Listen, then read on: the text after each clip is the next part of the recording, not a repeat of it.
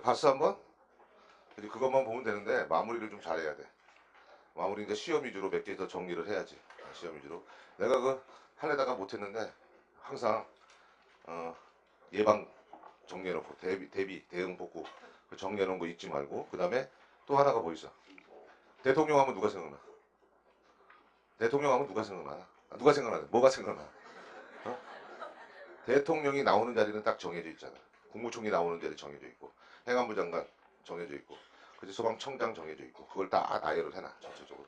그래서 그걸 막판에 해줄까 하다가 에이 내가 뭐 이렇게 뭐 할 필요 뭐 있냐 하면서 안 했는데 그것만 왜냐면 최근에 개념은 예방 대비 대응 복구를 학문적 개념과 법률적 개념을 둘 다 다루고 있단 말이야 그지 그거를 꼭 다루고 있도록 그래서 뭐 예를 특별자연지역 선포 같은 경우는 뭐에 해당하는 거야 복구에 해당이 되지 근데 복구는 절대 특별재난지역 선포부터 하는 건 아니야 일단 재난이 발생하면 피해 조사를 해야 돼, 안 해야 돼? 해야지. 그 피해 금액에 따라서 뭐가 정해지는 거야? 특별재난지역으로 선포할 수 있는지 없는지 정해지는 거야. 그 다음에 그것만 가지고는 복구라고 안 해. 법에서는 보상까지 논하는 게 전부 다 뭐가 되는 거야? 복구가 되는 거지.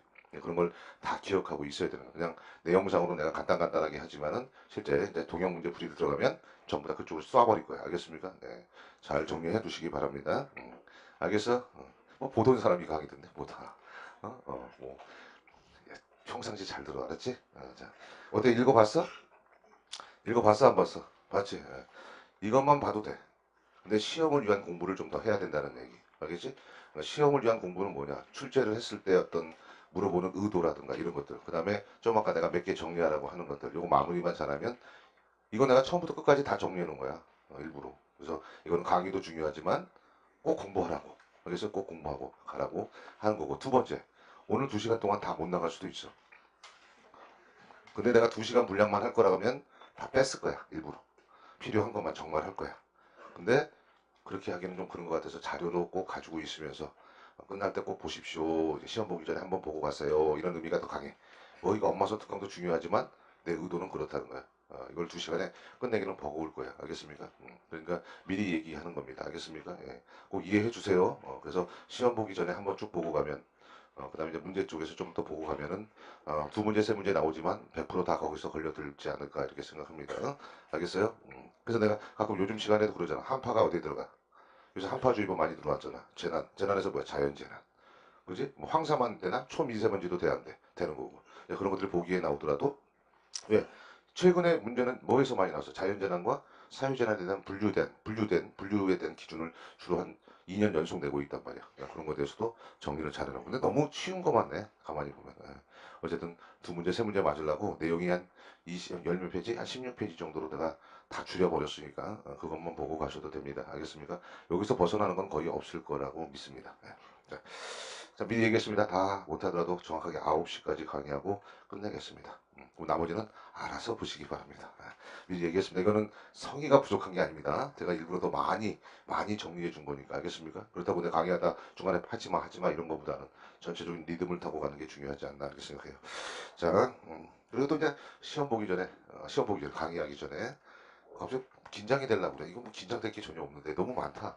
자, 우리 또 뭐야 지금 다른 반에서도 좀 보고 있어요 그죠 세 반에서 동시에 지금 강의를 하고 있는데 동영상을 듣는 분들도 제 강의를 한번 들어보시고 마무리를 잘 하고 가시기 바랍니다 그 다음에 질문이 계속 들어오는데 오랜만에 찾아봤던 것 같아요 건축물 화재에 대해서 물어봤어도 건축물 화재에 대해서 자꾸 물어보시는데 우리나라는 두 가지의 흐름을 가지고 있어요 건축물 화재는 왜냐면 이제 2000년도부터 외국에서 들어온 화재 각 다이나믹스나 비헤이버에 관련된 서적에 대한 공부와 기존에 한 2, 30년간 계속 흘러온 우리나라만의 어떤 그 개념들을 같이 나오는데 문제는 절대 우리가 항상 얘기하지만 프레시오버 이후에 연료 지배냐 환기 지배냐에 따라 틀려지는 거예요. 그러니까 2017년 상반기 문제가 정확한 문제가 되고 싶었다면 분명히 보기 2번에 환기 지배든 연료 지배든 표현을 해줬어야 정상인 거야. 근데 문제는 두 가지 중에 하나가 성립이 되기 때문에 복수 정답 처리가 안 된 거고 두 가지 중에 하나가 뭐야? 연료지배형, 프레시오버 이후에 연료지배형 화재가 나타났다면 당연히 뭐야? 연기량이 줄어들고 화재가 강해질 수밖에 없어. 왜? 프레시오버 이후에 모든 가연물이 불이 붙어서 맹렬히 타는 시기를 최성기로 보고 이미 ISO에서 규정을 내려버렸단 말이야.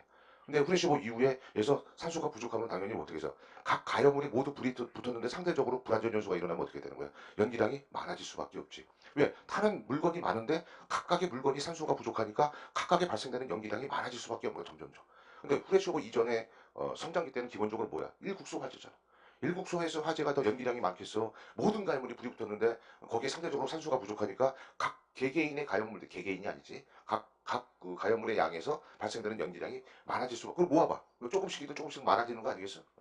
이해가시겠습니까? 그러니까 후레쉬 오버 이후에 연료 지배냐 환기 지배냐를 논해주는 게 중요하고. 그래서 좋은 책으로 갈수록 내가 뭐라고 했어? 건축물 화재가 딱 뜨면은 벌써 뭐부터 논해? 환기량에 따른 분류부터 하는 거야.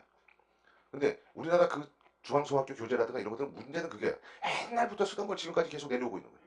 외국 걸 받아들였으면 외국 거에 대한 해설을 해야 될 거 아니야. 왜냐하면 후레쉬 오버 이후에 환기 지배를 논해야지만이 이 현상을 계속 논할 수 있단 말이야. 그래서 외국 서적은 다 이 현상을 논하기 위해서 뭐야? 후레쉬 오버 이후 환기 지배를 논한단 말이야. 그래야 백드래프트도 환기 지배에서 나타나는 거지. 어떻게 뭐 연료 지배 형화에서 나타나? 나타나지 않는다는 거지. 근데 그런 거를 좀 더 어떤 뭐 교과서들이 좀 정립해야 돼야 되지 않나 이렇게 생각해. 그렇지 않을 거라면 뭐하러 연료 지배형, 환기 지배형 나눕니까? 그런 말을 썼다면 그거를 위해서 뭔가 표기를 해줘야 정상이야. 그 복수정답 처리를 해줬어야 정상일 수도 있지만 내가 마지막에 마음이 돌아선 거는 둘 중에 하나의 어떤 관계가 성립이 되기 때문에 완벽하게 틀린 1번 때문에 그냥 복수정답 처리하지 맙시다 그러고 끝내버렸단 말이야. 어? 무슨 말인지 이해가겠죠? 그거는 뭐 나 혼자 얘기한 거 아니야. 당연히 출제 쪽에서 나는 중앙소학교하고 결정을 한 거란 말이야. 알겠습니까? 예. 그리고 그래 발연량하고 연기 발생량하고 같은 말이야, 틀린 말이야? 어? 발연량하고 같은 말이야. 알겠습니까? 같은 말. 알겠어요? 그것도 잘 모르고 있으니 이 라인들이 이 문제가 심각한 거지. 이 라인은 이 라인들. 알겠습니까? 알겠어? 내가 다른 사람들은 뭐 하겠지만 이 라인들이 문제가 되는 거야. 같은 말인지도 모르고 있는 사람들이 많다는 게 문제가 되는 거지. 알겠어요? 자, 그건 그거고, 묻지 마. 앞으로, 알겠어? 되도록. 근데, 사실은 강의를 하다 보면 동영상 쪽에서 듣는 분들이 오히려 날카로운 질문을 많이 해. 실강 듣는 친구들은 와서 이제 물어보는데 날카롭지가 않은데, 오히려 동영상 보는 분들이 의외로 날카로운 데가 많아. 그래서 지금에 와서 뭐, 아이디까지는 얘기할 수 없지만, 그분은 내가 보기에는 실력이 꽤 있는 것 같아. 그래서, 질문을 할 때 내가 정확하게 틀려 있는 지역을 날카롭게 얘기를 하고 있더라고. 그래서, 야, 얘는 좀 안 해. 예. 그래서 이제, 대화가 되고 얘기를 하고 있고. 자, 어쨌든 들어가겠습니다. 다 읽어줄 수는 없지만 내가 차근차근 정리를 했습니다. 한번 보시면, 자, 1페이지부터 볼게요. 저는 영어가 1페이지가 아닙니다. 자, 재난안전법이라고 나왔죠. 재난안전관리 기본법이라고도 하고요. 실제 재난안전법이라고도 합니다. 법령에서는. 그것도 알고 계시기 바랍니다. 일단 제가 항상 강의할 때 어떻습니까? 용어의 정의는 완벽하게 정해라. 첫째, 일단은 자연재난과 사회재난과 관련된 문제가 계속해서 출제되고 있다. 그죠? 또 넘어가다 보니까 뭐가 있습니까? 우리가 긴급구조에 관련된 것도 나옵니까? 안 나옵니까? 나오죠? 이번 시험에도 2017년도에도 긴급구조기관이 아닌 것을 고르시오. 그렇죠? 그러니까 사실은 이쪽에서 시험 문제가 나올 수 있는 것은 자연재난과 사회재난에 대한 비교, 그 다음에 긴급구조기관이 아닌 것 하나 낼 수 있어요. 또 여러분들 이제 그러다 보면 재난관리 책임기관도 낼 수 있지 않습니까? 안 냅니다. 왜냐면 재난관리 책임기관 안에는 다 들어가 있어요. 가만히 보시면 감옥이 뭐야? 중앙행정기관. 각 부처 다 들어가 있습니다. 그 다음에 지방자치단체, 각 시도, 시군구 다 들어간 얘기입니다. 그러니까 문제를 거기서 뽑아낼 수가 없는 겁니다. 단독으로 다음 중 재난관리 책임기관이 아닌 것을 고르시오. 이건 좀 문제가 이상한 겁니다. 그 다음에 그거 외에 보기 1, 2, 3, 4를 낼 수 있는 것들이 이제 거기 몇 개 있어요. 보시면 이번에 재난관리에 대한 용어의 정의, 그 다음에 두 번째 안전관리에 대한 용어의 정의. 그죠? 그래서 이제 가끔 관련돼도 그런 말이 나오잖아요. 내용은 안전관리를 써놓고 뭡니까? 앞에 타이틀은 재난관리 써놓고 그런 것도 있었죠. 그 다음에 또 뭐냐면 쭉 넘어가서 보시면 그 다음에 11번 같은 거 긴급구조의 정의 이런 건 이렇게 보기 쪽에서 내기가 좀 그래요. 그러니까 그 걔네들을 제외한 나머지 가지고 네 문제를 만들고 싶다 이거야. 보기 네 개를 만들고 싶으면 아까 재난관리, 안전관리, 그 다음에 저기 가보면 뭐야? 저기 보시면 안전취약계층이 또 새로 들어갔어요.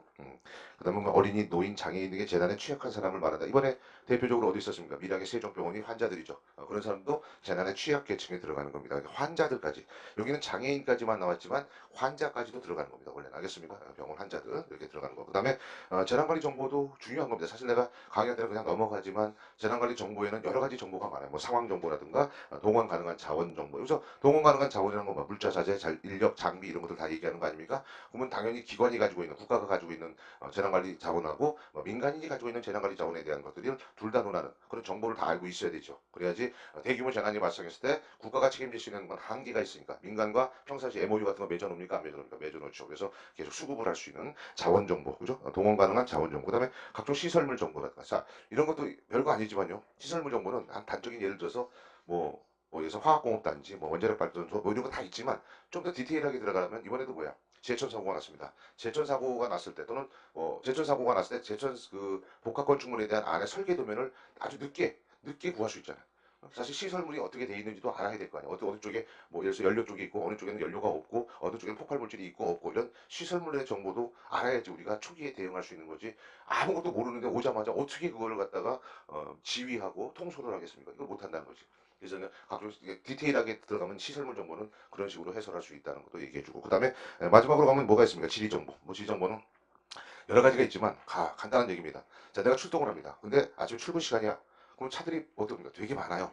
그러면 내가 그 현장까지 어떻게 하면 최단시간에 갈 수 있는 걸 미리 다 알아내야 됩니다. 퇴근 시간, 출근 시간 빼고, 만약 퇴근 시간, 출근 시간 이외의 것들도 논할 수 있어야 되고, 퇴근 시간과 출근 시간에 우리 동네에 어디서 화재가 나더라도 어떤 길로 가고 이런 것들 다 정보가 입력이 돼 있어요. 그래야 우리가 원하는 뭡니까? 골든타임 안에 가서 화재를 진행할 수 있고 인명을 구조할 수 있는 겁니다. 이런 거꼭